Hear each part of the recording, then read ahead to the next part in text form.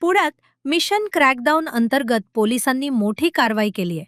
वडगाव शेरी परिसरात छापा टाकत महाराष्ट्रात प्रतिबंधित असलेला गुटखा, पान मसाला, सुगंधित तंबाखू आणि इतर तंबाखूजन्य पदार्थांचा सुमारे 1,73,748 रुपयांचा साठा जप्त करण्यात आलाय.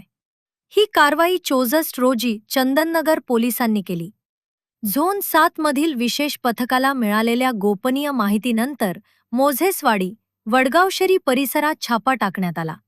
या कारवाईत चेतन सुपर मार्केट जवळील एका दुकानातून प्रतिबंधित तंबाखूजन्य पदार्थांचा मोठा साठा आढळून आला. यलप्पा त्रिकप्पा शेट्टी याच्याकडून हा साठा जप्त करण्यात आलाय. या प्रकरणी संबंधित आरोपीविरुद्ध कायदेशीर कारवाई करण्यात आली असून जप्त मुद्देमाल आणि आरोपीला पुढील कारवाईसाठी चंदननगर पोलिसांच्या ताब्यात देण्यात आले. सहाय्यक पोलीस निरीक्षक गोरक्षनाथ खरड आणि पोलीस उपनिरीक्षक नितीन राठोड यांच्या पथकाने ही कारवाई केली. मिशन क्रॅकडाऊन अंतर्गत अवैध धंद्यांविरोधातील कारवाई आणखी तीव्र करण्यात येणार असल्याचे पोलिसांनी स्पष्ट केले आहे.